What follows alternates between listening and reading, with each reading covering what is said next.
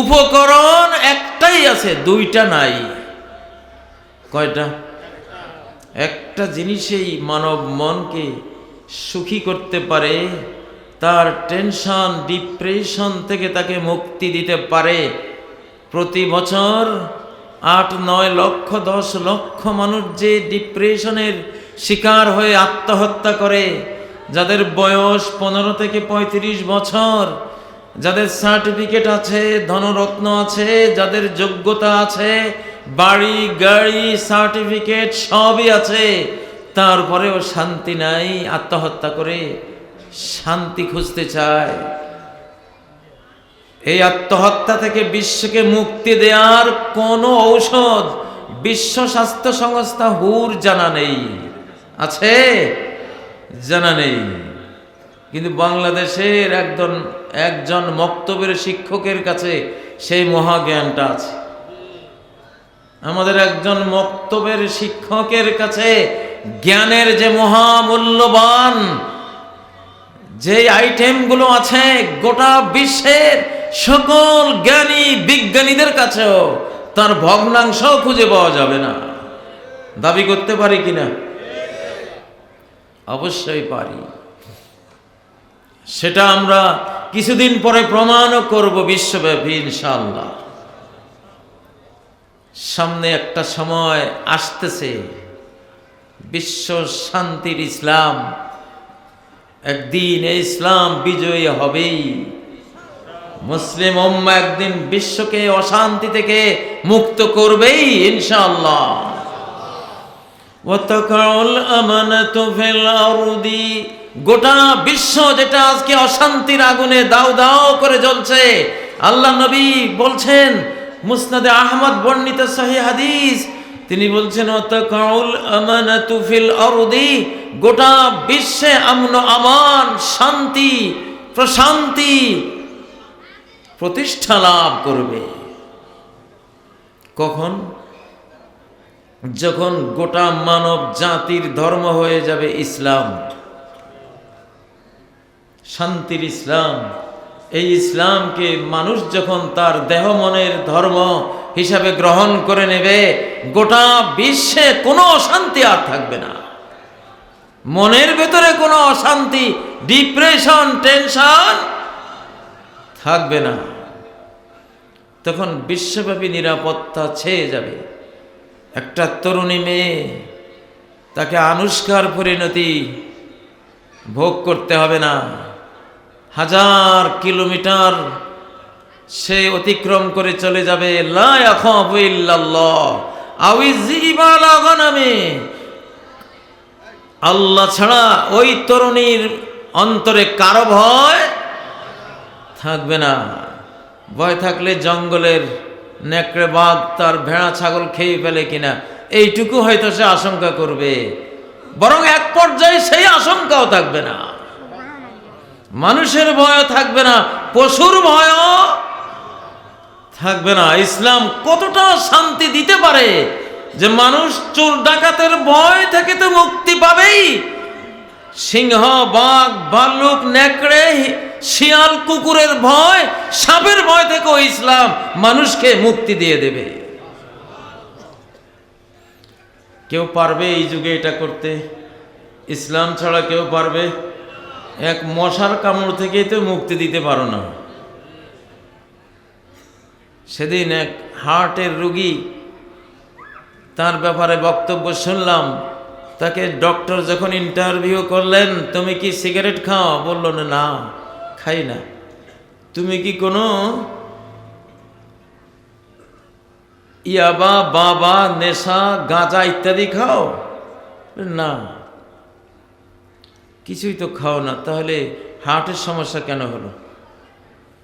অনেক ভেবেচিন্তে ডক্টর প্রশ্ন করলেন, মশার কয়েল জ্বালাও? হ্যাঁ, মশার কয়েল তো জ্বালাই। বলল তাহলে তো আর কিছু লাগবে না। এটা আরেক বাবা,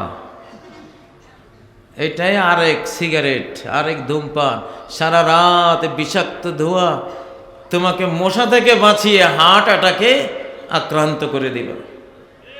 আমি তো এই জন্য বলি, মশার চেয়ে কয়েলের চেয়ে মশাই ভালো। বিশ্ব শান্তি কেউ দিতে পারবে না। ইসলাম যেদিন আসবে, হাত্তা তারতাল উসুদু মাল ইবিল, বনের সিংহগুলি উটগুলির সাথে একসাথে বসবাস করবে, কোনো আক্রমণ নাই। ইসলামের সম্মান, আল্লাহু আকবার। রয়্যাল বেঙ্গল টাইগারগুলি গরুর সাথে একসাথে থাকবে, কোনো আক্রমণ চালাবে না। কার সম্মানে? জাতিসংঘের সম্মানে? না জো বাইডেনের সম্মান? নাকি অন্য কোনো সরকারের সম্মানের কারণে? কিসের সম্মানে? ইসলাম। আল্লাহু আকবার। এখন ইসলাম এসে গেছে। রয়্যাল বেঙ্গল টাইগাররা বলবে এই সময় গরু মারলে ইসলামের দুর্নাম হবে, এই দুর্নাম আমরা দিতে রাজি না। এটা হাদিস, কাজী ইব্রাহিমের বানোয়াট কথা না, এটা হাদিস, মুসনাদে আহমদ বর্ণিত হাদিস, নাসিরউদ্দিন আলবানী কর্তৃক সত্যায়িত একটি হাদিস।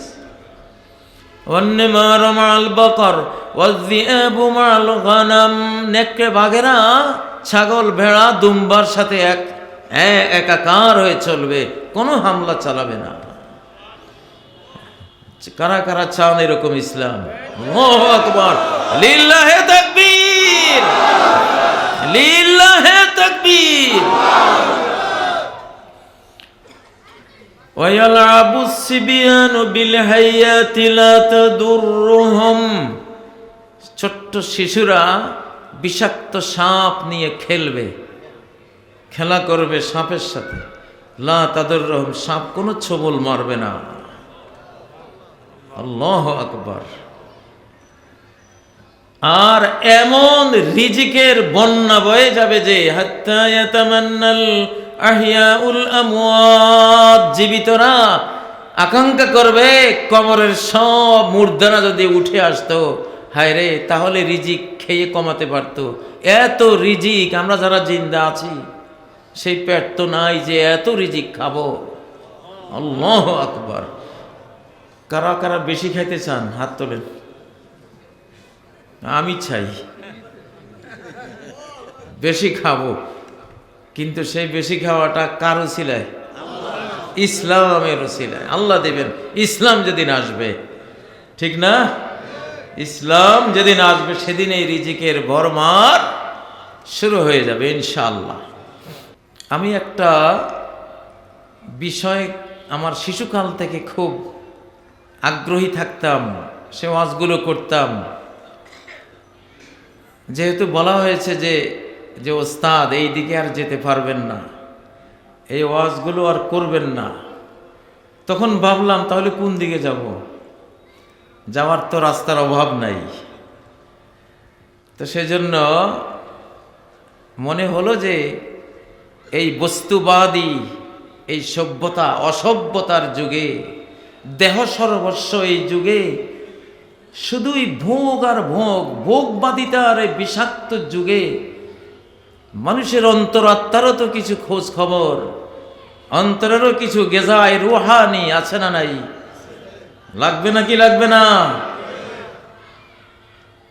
আমরা যখন লাশ হয়ে যাই, কার অভাবে লাশ হয়ে যাই? রুহের অভাব। কিসের অভাব? ওয়ায়াসআলুনাকা আনির রূহ, তারা তোমাকে জিজ্ঞাসা করছে রূহ সম্পর্কে। এই রূহ কি জিনিস? রূহের শক্তিটা কি? রূহের পাওয়ার কি? ওমর মদিনায় খুতবা দিচ্ছেন, 1000 কিলোমিটার দূরে তার সেনাপতি সারিয়া যুদ্ধের ময়দানে যুদ্ধরত আছেন। খ্রিস্টান সৈনিকরা সারিয়াকে পিছন থেকে ঘেরাও করলো, পাহাড়ের সামনে থেকে ঘেরাও দিল। সারিয়া টের পেল না যে সারিয়ার কয়েক কিলোমিটারের ভিতরে ঘটনা ঘটছে, সেনাপতি দেখলো না। 1000 কিলোমিটার দূর থেকে প্রযুক্তিহীন সেই যুগে মিম্বরে দাঁড়িয়ে ওমর দেখতে পেল 1000 কিলোমিটার দূরে কি ঘটনা ঘটছে। ইয়া সারিয়াতুল জাবাল, এই সারিয়া, সামনেও নয় পিছনে নাও, পাহাড়ের উপরে উঠে যাও। আর সারিয়া শুনে পাহাড় উপরে উঠে গেলেন, আল্লাহু আকবার, এবং বিজয়ী হলেন। সাহাবীরা ঘেরাও করলো ওমরকে, ওমর খুতবার ভিতরে এটা কি বললাম?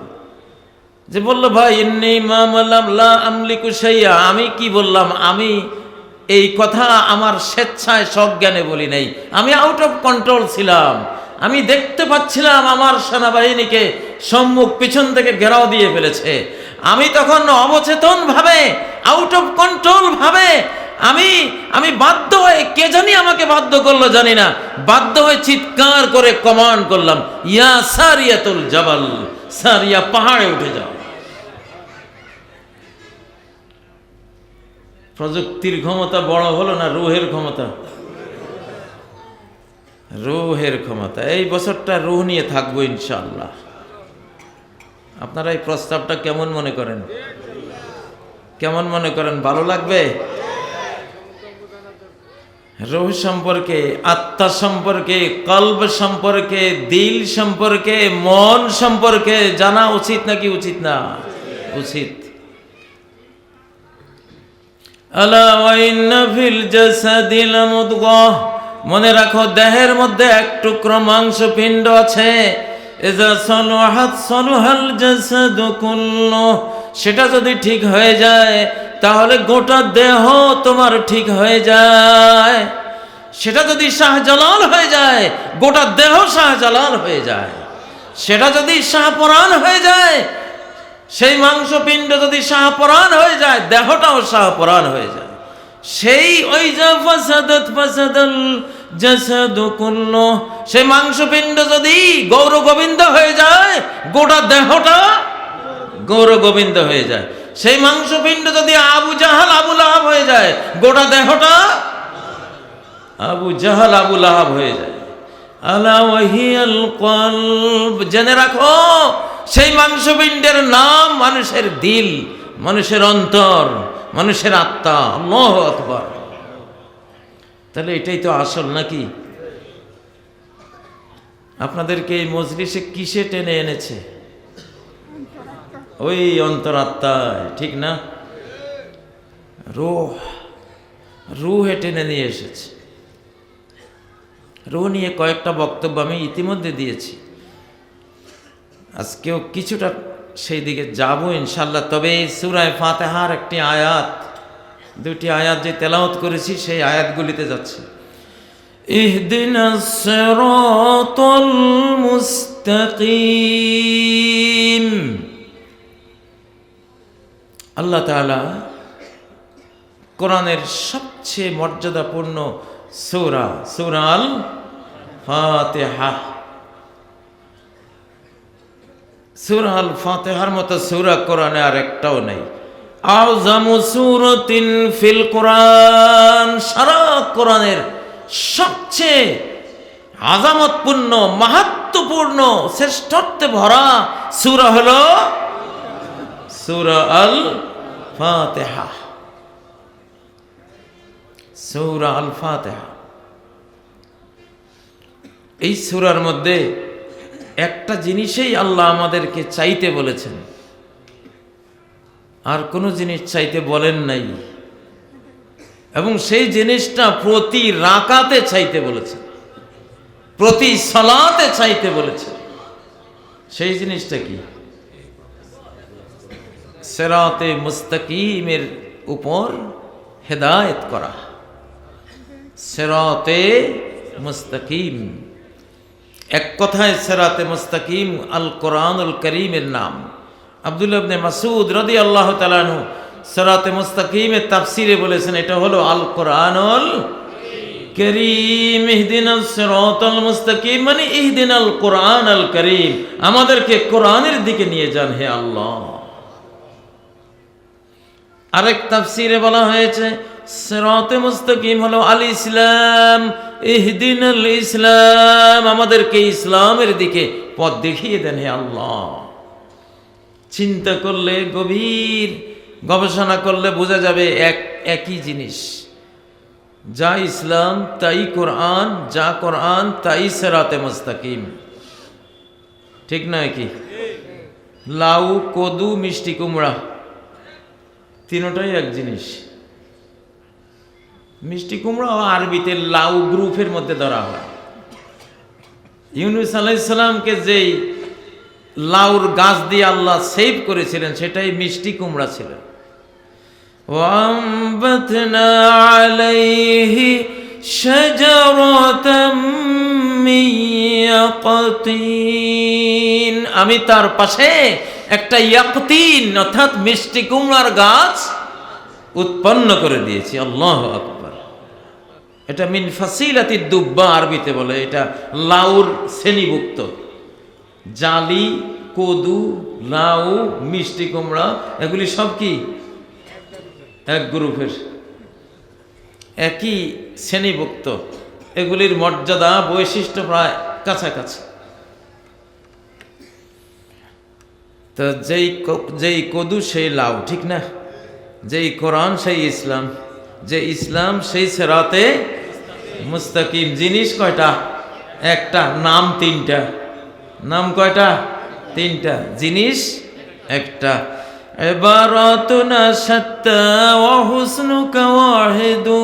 একজন কবি বলেন, তোমার সৌন্দর্যের রূপ একটাই, কিন্তু এই সৌন্দর্যকে আমরা প্রকাশিত করি বিভিন্ন ভাষায়। বিভিন্ন ভাষায় বর্ণনা ভিন্ন ভিন্ন, রূপ সৌন্দর্য কিন্তু একটাই। ইহদিনাস সিরাতাল মুস্তাকিম। সিরাতে মুস্তাকিম, সর্বক্ষেত্রে সিরাতে মুস্তাকিম আছে।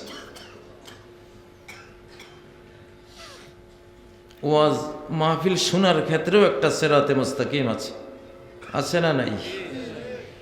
ওয়াজ মাহফিল শোনার ক্ষেত্রে, তাফসীরুল কোরআনের মাহফিলের ক্ষেত্রে, এই মাহফিলে বসলে শ্রোতাদের জন্য সিরাতে মুস্তাকিম কি?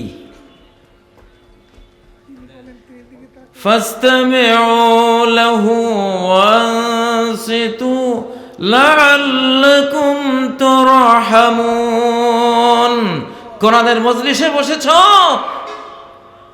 হৃদয়, মন, কায়, মনোবাক্যে, গোটা দেহকে কান বানিয়ে, গোটা দেহ সত্তাকে শ্রুতি যন্ত্র বানিয়ে এই বাণী শ্রবণ করো।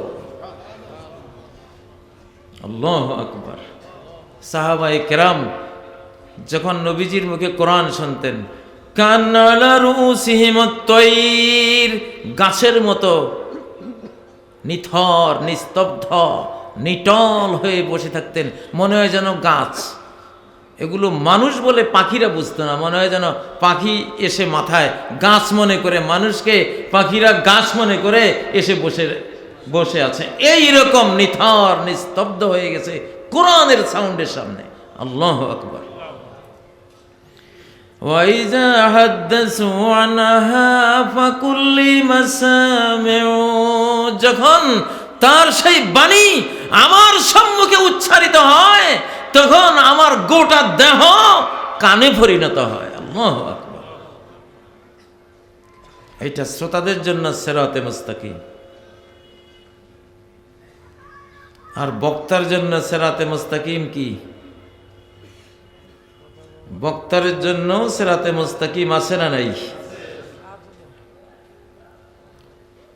বক্তার জন্য সিরাতে মুস্তাকিম হলো ইয়াতলুনাহু হাক্কা তিলাওয়াতিহি, কোরআন যেইভাবে তেলাওয়াত করা উচিত সেইভাবে কোরআনকে হৃদয় মন দিয়ে শ্রোতার হৃদয় জগতে, মনোজগতে পরিবেশন করে দেয়া। ওয়াজ থামাস্ত জিকির শরাবে তহুর থা, ওয়াজ হবে মাতোয়ারা, বক্তা হবে কোরআনের শরাবন তহুরা পান করে মাতোয়ারা, আর সেই শরাবন তহুরা শ্রোতাবিন্দুকে পান করিয়ে গোটা মজমাকে মাতোয়ারা করে তুলবে। এটা হলো ওয়াজের জন্য সিরাতে মুস্তাকিম, ঠিক নয় কি? প্রিয় ভাইরা, ভালোবাসার মধ্যেও সিরাতে মুস্তাকিম আছে না নাই? এখানে অনেক যুবক আছে, কোন জানি এক যুবক ভাই আমি আসার আগে বললেন যে হুজুর, যে এমবি কিনে কিনে অনলাইনে কত প্রোগ্রাম দেখি, একটু ওয়াজ করে দেবেন যুবক ভাইদেরকে, এমবিগুলো যাতে দুনিয়া আখিরাতের কাজে লাগে। আজকের যুবকরাই তো আগামী দিনের ভবিষ্যৎ, ঠিক না? যুবকরা আজকে সারা বিশ্বে খালি আই লাভ ইউ, আমি তোমায় ভালোবাসি। ভালোবাসা বলতে তো কিছুই নাই। এই জন্যই মনে হয় ভালোবাসার জন্য এত আক্ষেপ, এত গান, হারিয়ে যাওয়া জিনিসকে উদ্ধার করার যেন ব্যর্থ চেষ্টা, ঠিক না? স্মৃতিচারণ করতেছে, ভালোবাসা নাই। ভালোবাসার ক্ষেত্রে একটা সিরাতে মুস্তাকিম আছে। ভালোবাসার মহাবিজ্ঞানী মুহাম্মদুর রাসূলুল্লাহ সাল্লাল্লাহু আলাইহি ওয়াসাল্লাম সেই সিরাতে মুস্তাকিমের কথাটা বলেছেন। আপনি একটা লোককে জীবনে দেখেন নাই, তার নাম শুনলেই আপনার মনে হয় এই লোকটাকে যদি পাইতাম, একটু খাওয়াইতাম, এই লোকটাকে যদি একবার দেখতাম, মনে হয় জীবনটা সফল হয়ে যেত, ঠিক না? আসল সঠিক। এই যে আগের যুগের মানুষ, মানে আসল ভালোবাসা যারা পাইছে ওই রকম একজন। আপনি একটু দাঁড়ান চাই, আল্লাহু আকবার। যে এই মানুষেরাই ভালোবাসা কাকে বলে ওনারা পেয়েছেন শিশুকাল। বসেন। সিরাউল বাদানি ওয়ার রূহ ফিল হুব্বি। বর্তমান বিশ্বে চলছে ভালোবাসা নিয়ে ভোগবাদী দেহ আর আল্লাহ প্রেমিক আত্মার লড়াই।